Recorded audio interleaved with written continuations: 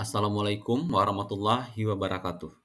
Perkenalkan, saya Master Effendi, guru SMA Negeri 5 Bengkulu Selatan. Berikut ini tugas modul 1.2.9 Pendidikan Guru Pembimbing Khusus Tingkat Lanjut 2024.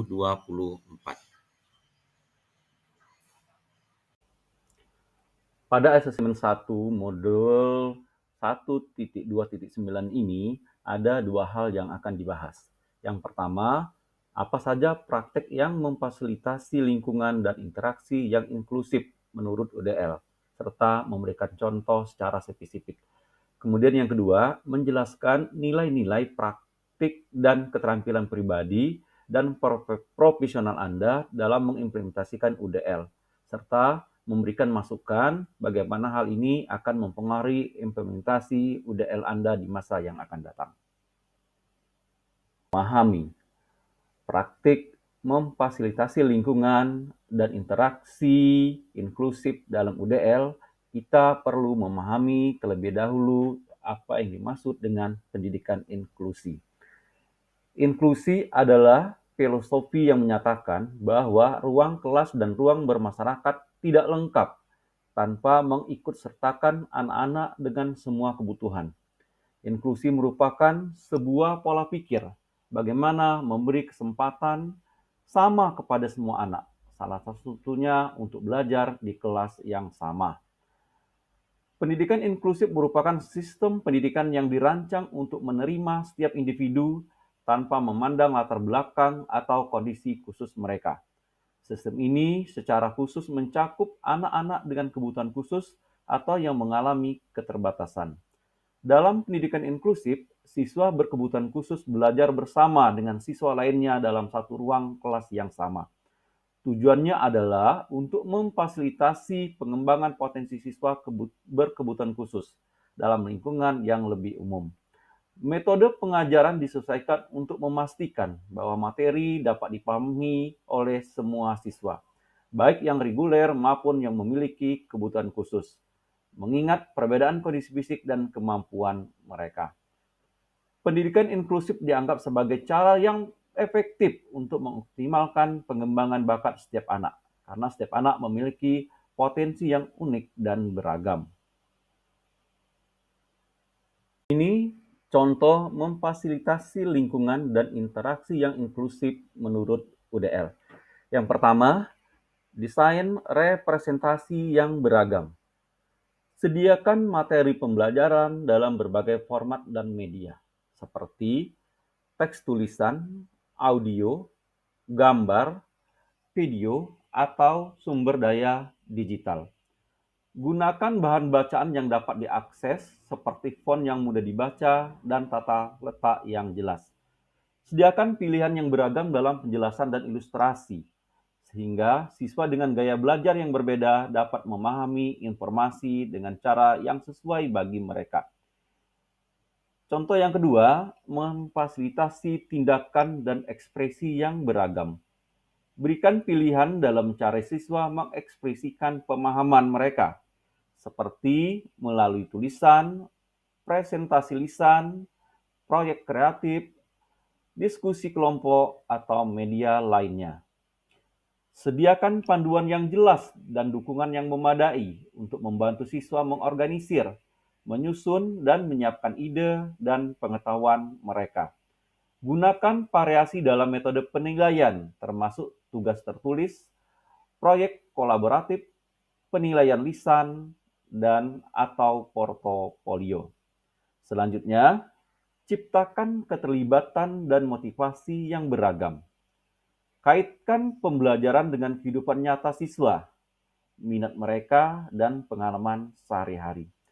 Gunakan pertanyaan yang merangsang pemikiran kritis dan diskusi yang mendorong partisipasi aktif siswa.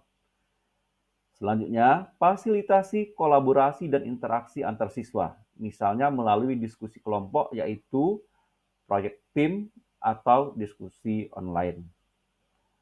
Berikan umpan balik yang konstruktif dan dukungan yang positif untuk membangun motivasi siswa. Evaluasi dan penyesuaian. Lakukan evaluasi berkala terhadap efektivitas strategi pembelajaran yang diterapkan. Perhatikan perkembangan dan respon siswa terhadap pendekatan UDL. Sesuaikan pendekatan berdasarkan umpan balik siswa dan hasil evaluasi untuk meningkatkan pengalaman belajar mereka.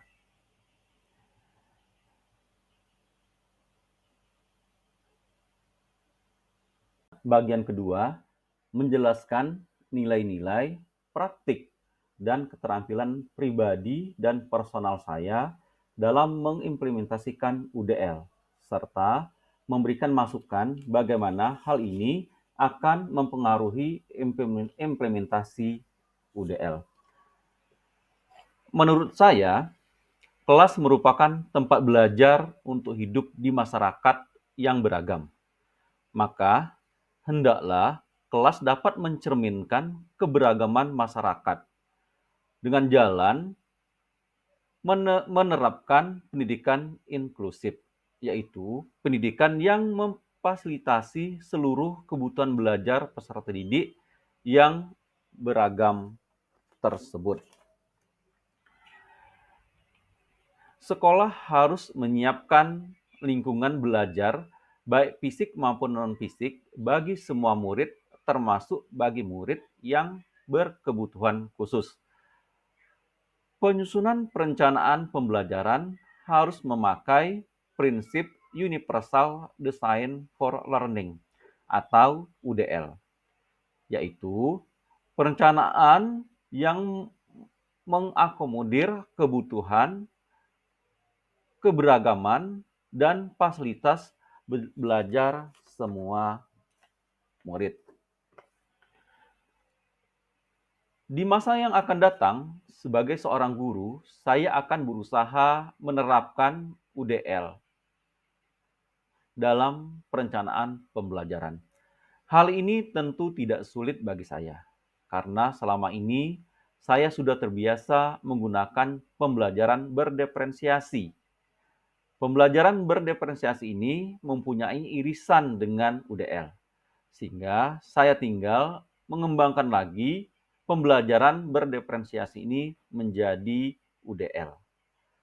Kemudian, saya juga akan mengembangkan manajemen kelas yang sesuai dengan kebutuhan murid-murid saya. Sehingga saya mengharapkan pembelajaran UDL ini dapat saya gunakan, dapat mencapai hasil yang maksimal. Di sekolah saya mempunyai salah satu siswa berkebutuhan khusus, yaitu siswa slow learner atau siswa yang mengalami keterlambatan dalam belajar. Siswa ini sudah duduk di kelas 11 SMA, tetapi siswa ini belum lancar membaca dan tidak bisa menulis. Kalaupun anak ini disuruh menulis, maka tulisannya tidak bisa dimaknai atau tidak bisa dibaca. Pada awalnya, siswa ini menjadi bahan candaan atau bully oleh kawan-kawan sekelasnya. Sehingga siswa ini seringkali menyendiri dan memisahkan diri dari teman-temannya. Untuk menangani siswa berkebutuhan khusus ini, langkah pertama yang sudah saya ambil adalah memberikan pengertian kepada teman-teman sekelasnya, kekhususan, keistimewaan anak tersebut. Sehingga anak tersebut tidak lagi dijadikan sebagai bahan candaan dan bahan bullying bagi teman-temannya. Anak tersebut bisa diterima dengan baik, bisa belajar bersama dengan teman-temannya.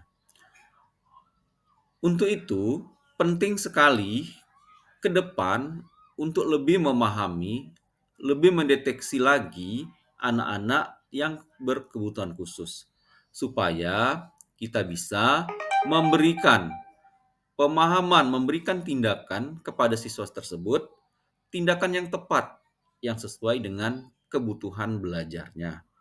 Dengan demikian, Maka semua siswa, semua anak, baik yang berkebutuhan khusus maupun anak-anak pada umumnya, bisa belajar bersama, bisa berkomunikasi bersama di dalam kelas yang sama.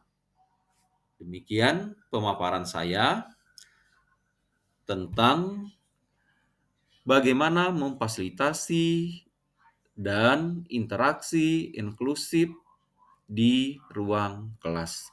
Lebih dan kurang saya mohon maaf. Billahi taufiq wal hidayah. Wassalamualaikum warahmatullahi wabarakatuh.